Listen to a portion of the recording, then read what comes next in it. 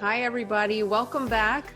I have another contestant here on the physician interview series on a weekly basis on Sundays at 10 o'clock Eastern Standard Time on my Facebook page. Ruby is here. Hi, Ruby. How are you? I'm doing well, Elsie. Dipali Ruby Sahoo. I call her Ruby. Is that okay, Ruby? That's great. Yeah. Okay. She's calling from Myrtle Beach, South Carolina. She started off not really thinking about leadership, and her story is interesting, which I'll let her tell you. But she was the first female chief of staff in her hospital, Grand Strand Regional Medical Center, and then after that, she has moved on to other things, including being recognized as a national leader within TeamHealth. And I'm going to have you talk about that as well. What is TeamHealth and how is that helping people? So let's start off. And one more thing, her niche is really process improvement. And I thought that was really interesting too, because I have not met that many physician leaders who say that, you know, this is my expertise, this is my passion, this is what I love. And why is that? I actually got into hospital medicine because I was very intrigued by the whole concept of hospital medicine. I loved the lifestyle, the content. I love a lot of things about hospital medicine. And so that passion brought me into the medicine to begin with. And then I felt like as a hospitalist, a lot of times we were involved with so many different processes and departments within the hospital. And I started to struggle because I felt that there were a lot of workflow changes and process changes that I quite honestly didn't agree with. I didn't feel that that was the best way to do things. Sometimes we would change a process and it actually made our lives harder, in my opinion, as hospitalists. And so I started getting involved in changes only because I felt that there had to be better ways to do these things. And sometimes I would get involved in a process development change, thinking that, okay, if this is the end goal, then perhaps situation B or C would be better options to get there rather than situation A that was initially presented to us. And so I started working at the administrative level, almost as an informal leader within my hospitalist group, to start getting some of those changes together. And day by day, I got more and more involved, got involved in more committees, got more engaged in the medical staff, and kind of became a leader in the hospitalist group as a result of all of that involvement. And that's how I became a medical director of my hospitalist group. Yeah, so what did you find specifically? Give us an example of what process improvement you felt was necessary that you saw as a hospitalist, and what happened? How did you implement the change? Sure. Yeah, and great question, Elsie. You know, one of the biggest changes I think that I think is such a clear example of a successful change was a specific population of surgical patients that we identified at our hospital that had a slightly higher mortality rate than the remainder of the population. And so being in the hospitalist leadership at that time, I looked at different factors that might have been responsible to determine, you know, where those opportunities were. And what I realized were there were varying levels of hospitalist involvement, not just whether a hospitalist was consulted or not, but timing of that consult, whether we were involved immediately after the OR, before the patient went to the OR, or after a drastic change had occurred. And also within the patients that the hospitals were consulted on, there seemed to be significant variability of hospitalist involvement. And so what I did there was to meet with all of the specific departments that this impacted, including the hospitalist, orthopedic group, nurses, therapists, and came up with a co-management agreement that was done very collaboratively, where as a hospitalist identified specific items that we felt that we would need in order for us to provide good patient care and do it in a way that we felt was safe. I also included a lot of things that the orthopedic docs had input on, including what they felt was in their comfort range to treat, what they were able to provide or their APCs were able to provide, and also what the nurses needed from a communication standpoint, et cetera. And all of these things together was agreed upon by everyone. We put it into place and we found a significant improvement from a 5.7% mortality rate to 1.7%. and beyond that had significant improvement in not just patient care, but also perceived workflow change from all of the hospitalists, orthopedic surgeons, nurses, everyone involved. Everyone thought that it was a big improvement on their side with their specific department's workflow. So overall, a really great success. That was a lot of work to put together. It was hard to implement because it was a new change, but overall it made total sense, and in the end made patient care better, which is what we were all there for. Yes, absolutely. And I'm sure the administrators love the improved finances due to the improved mortality. So I think all stakeholders, you brought up a great point in process improvement, is making sure that you are getting feedback and constructive criticism from each of the stakeholders, making sure that they feel like they've been understood and heard, you've heard their complaints and what input that they have that you've put into the whole agreement. And that's how we're able to gain alignment, I believe, because they saw you as someone they could trust. They saw you're there for the greater good of the organization and for the patients and for them. I mean, bravo to you. That's just amazing that you did that. I can see why you moved on. Tell us a little bit about how you moved on to TeamHealth and what TeamHealth represents. Sure. TeamHealth, being at Grand Strand Medical Center, where I was working as a hospitalist, TeamHealth had come in to manage the hospitalist contract there. And so the hospital itself was managed by Hospital Corporation of America, HCA. And they had subcontracted with TeamHealth to manage the hospitalist group. And that's really how I became involved with TeamHealth. Being in a leadership role in the hospitalist group, I got very involved within the hospital and was identified by TeamHealth as one of those leaders too, that I was able to get involved not just within my hospital, but also outside of my hospital at other TeamHealth programs, and really helping with different hospital medicine programs that were struggling with similar things that my hospital had been struggling with.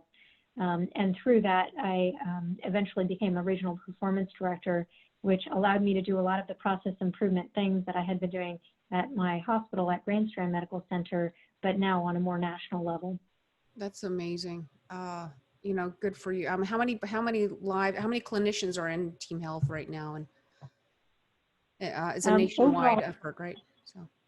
Sure, yeah, and overall, greater than 16,000 is the number that I know of, and that means all specialties, not just hospital medicine.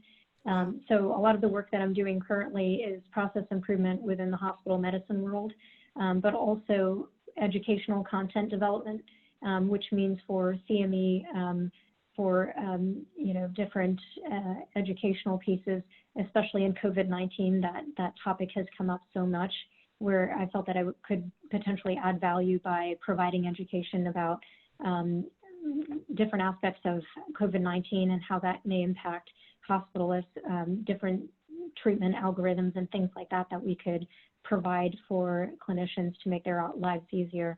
And so that's something that I've been working on quite a bit in the past few months. Wow, that's amazing. I mean, you're such a valuable asset to both them and your medical center.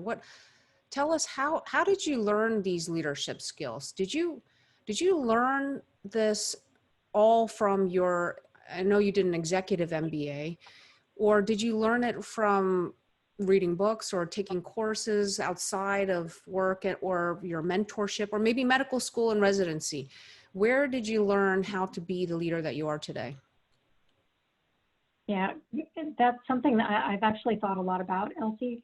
And to be honest with you, I don't think that we get enough training on leadership in residency or medical school. A lot of that curriculum is really based on the clinical aspects of medicine. So in order to become a leader, I felt like I had to go beyond that. And there were definitely opportunities for mentorship, although very informally, it was something that was available where I would identify leaders around me, and either I felt that I was gravitating towards them because I really agreed with their approach. I felt like that really resonated with me, and I felt like that was an effective approach for a leader. Or in other situations, I found myself doing the research and the reading on my own. And so I had gotten a lot of book recommendations from different mentors and different leaders around me, and started going through a lot of those books on my own. To be honest with you, sometimes struggled with going through those books because we all have very busy schedules and it sometimes gets hard to make time for those books. But even when I was going through those books, I felt like there were a lot of concepts that it would be beneficial for me to discuss with other physician leaders that were potentially struggling or celebrating those same concepts on their own. And so for that reason, I formed the Physician Leaders Book Club, which is a Facebook group that provides that type of forum where physician leaders can join and discuss books, leadership books that we have. And every month we discuss either a book or a part of a book that we can, go home and read those chapters and then have an open forum where we can discuss those concepts or personal perspectives on that. I think having those books has taught me. Fantastic. What's the name of that Facebook group so everybody knows? Sure. It's Physician Leaders Book Club. Physician Leaders Book Club. Okay. You mentioned to me before that you were the first female chief of staff of the entire Grand Strand Regional Medical Center. Can you tell us how that came about and what does that mean to you, and especially your role at TeamHealth where you're helping other women get into leadership roles? Sure. I mentioned earlier my original intent was to get involved in process development and just get involved with different things that were changing in the environment around us. And I felt that having physician input was very important in a lot of those things in order to make sure that the process not just made things better for patients, which was extremely important, but also worked for the physicians that were going to implement that change. And so I got more and more involved in a lot of the committees in the hospital that were involved in making those changes. And through that, just got more involved in medical staff engagement and a lot of different processes. And through all of that involvement, I was voted by the medical staff to that position to be the chief of staff in Grand Strand Medical Center. Wow. And yeah. And you basically had administrators recognize the importance of having a physician who really could understand. I mean, physicians are very valuable, and I think a lot of business leaders are starting to see that in order to make the changes that you did that improve the mortality rate of a certain group of population. There's no way you wouldn't know exactly how to do that if you didn't know the clinical side to things and the leadership skills. So as the first female, was that a shock to you, or something that you knew, or something you were trying to strive for? It wasn't something I was necessarily striving for. It was something that I just kind of naturally got involved in, the things in the hospital that I felt that I needed to be involved in. It wasn't the specific goal that I had in mind when I started at this hospital. Instead, I felt that it was something that I, through necessity, had to be involved in because I wanted to be part of that change. I wanted to make sure that the changes around us were happening in a way that made sense and worked for the physicians as a group, including myself. And so that was part of that whole thing. I quite honestly was shocked to hear that I was the first female to be elected into that position. But when I did hear it, quite honestly, I was honored because that is a really tough barrier to break. And once I got into that role, I realized, it is something that makes absolute sense. We should be giving those positions to anyone that deserves it based on their merit, their capabilities, etc. And so I felt very honored to have that. So, I mean, that is such an honor. I mean, you're very valuable though, and they saw that. So what's your recommendation for physicians who want to step into leadership, who may not necessarily have all the experience and maybe not have all the skills or the know-how? Sure. I don't think it's a position that you have to wait until you have every T crossed and I dotted. I think it's one of those things that you will, if you have the drive and you have the passion for it, it's something that you should pursue. It's something that if you find it gratifying, you will do really well in that position. The resources are all out there. I mentioned having informal mentorship and certainly reading books and kind of educating myself on all of those things. Having the MBA absolutely gave me a lot of information and resources at my fingertips as well to excel in that role. But I would also recommend just being involved, getting engaged in committees, and even if it's to be a fly on the wall in the beginning of those meetings, just to get exposure to that, and keeping an open mind most of all, because especially being in those committees and being involved, if you keep an open mind, you'll get so many different perspectives that will really shape your opinion and allow you to kind of develop as a leader throughout the years. I love that. And I think that's something we also need to tell our residents and medical students, that what is available, what's available to, there's a book I think that came out on AAPL on 50 different non-clinical career books. I actually purchased that book. Mm-hmm. And then there's, just even being aware of what that means to be a leader, and that you don't have to have all your ducks in a row to get started. Like you said, if you have that passion, just go for it. And find your mentors, look for people who you want to follow and emulate, and then look for the programs and skills to be that leader. I think it's very important. Thank you so much, Ruby. So what would you, if somebody wanted to reach out to you, can they, and how can they reach out to you? Maybe through your Facebook group? They can absolutely contact me. And yes, through the Facebook group would work well, through Physicians Leaders Book Club. My name is on Facebook is my middle name and last name, so Ruby Sahoo. I'm also available by email if anyone wanted to contact me. So my first name, Dipali, Dipali _Sahoo @teamhealth.com.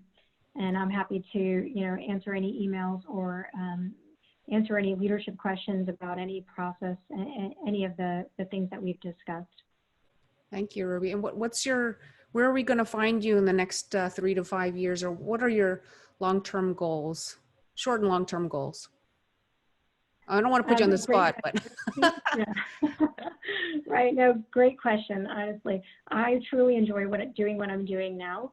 I would love to do it on a grander scale, which is that I want to continue process improvement, as well as providing educational content for hospital medicine. I really enjoy being a leader, a physician leader, and representing physicians. I continue to practice clinically myself, and I think that's an important thing to continue being involved as a clinician, and not just doing the things that impact our patients individually, but also working on a larger scale to improve the practice of medicine for hospitalists, for patients, et cetera. I think that's an important piece, especially having the physician side of it.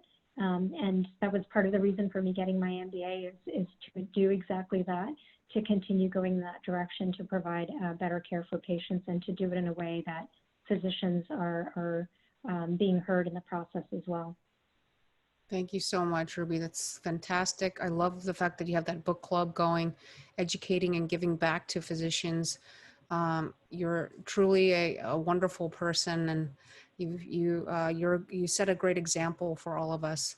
So thank you, everybody. Thank you, Ruby, for being here today. I want you to know that the Lead Physician online course is starting this month, so reach out to me if you're interested in hearing about this physician online course for physicians by physicians.